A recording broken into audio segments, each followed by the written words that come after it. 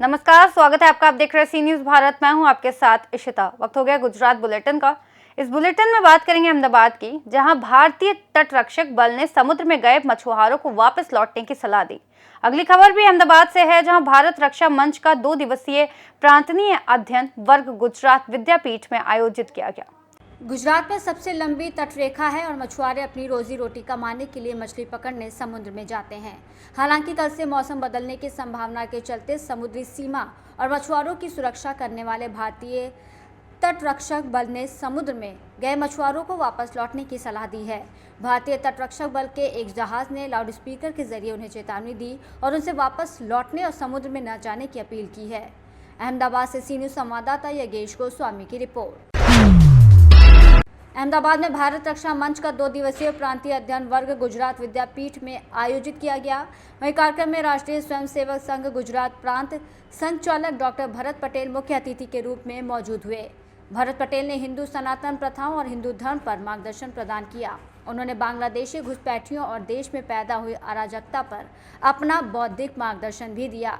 इस अवसर पर भारत रक्षा मंच के राष्ट्रीय उपाध्यक्ष लक्ष्मी नारायण शर्मा, राष्ट्रीय संगठन मंत्री प्रशांत कोटवाल, गुजरात प्रांत अध्यक्ष डॉक्टर 11 ठाकरे आदि प्रमुख रूप से मौजूद रहे।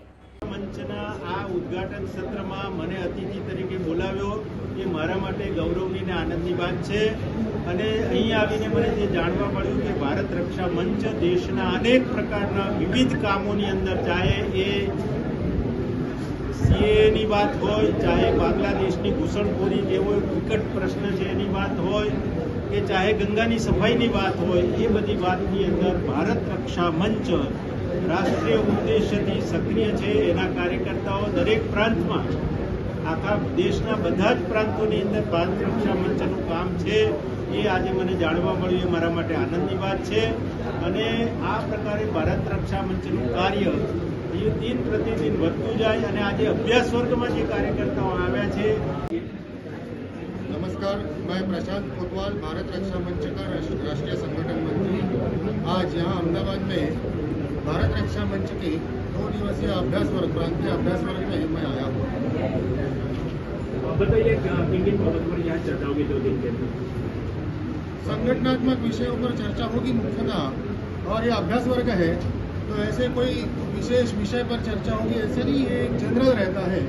कार्यकर्ता कैसा होना चाहिए, संगठन की संरचना क्या है, कार्य पद्धति क्या है, हमारी संगठन के उद्देश्य क्या होते हैं, कार्यकर्ता को किस प्रकार से अपने आप में बदलाव लाने चाहिए एक अच्छा कार्यकर्ता बनने के लिए, समाज के सामने उदाहरण होने के लिए, बनने के लिए, और किस प्रकार से समाज को देश हित के लिए प्रोत्साहित करना चाहिए, ये सारी चर्चाएं होंगी। अच्छा सर, जिस तरह से बात की जाए, एनआरसी ने पाकिस्तानी और बांग्लादेशी घुसपैठियों को बाहर निकालने के लिए जो कामगिरी की है, वो कामगिरी को आप किस तरह से देखते हैं?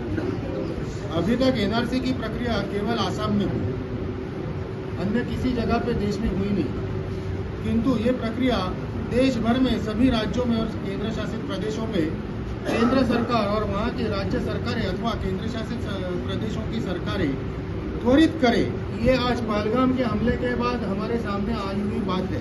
देश के सामने, हमारे मतलब पूरे देश के सामने एनआरसी की प्रक्रिया से घुसपैठिए चिन्हित होंगे। घुसपैठिए चिन्हित होना, इसका अर्थ ये है कि देश का शत्रु या संभावित शत्रु चिन्हित होता है उससे, और उनको हमारे देश में, हमारे संसाधनों पे वो एक बहुत बड़ा दबाव बन चुके हैं। आज हम वो भार नहीं सहन कर सकते। 1971 में भी यही समस्या हुई थी, अगर आप लोगों को याद होगा तो भारत के सरकार द्वारा यही स्टेटमेंट दिया गया था। आज भी हम इसी स्थिति में हैं, तो हम नहीं सहन कर सकते, इसलिए उनको उनके देश भेजा जाए, ये हम सरकार से लगातार मांग कर रहे हैं। अहमदाबाद से सी न्यूज संवाददाता योगेश गोस्वामी की रिपोर्ट। इस बुलेटिन में फिलहाल इतना ही। देश और दुनिया की तमाम बड़ी जानकारियों के लिए देखते रहिए सी न्यूज भारत।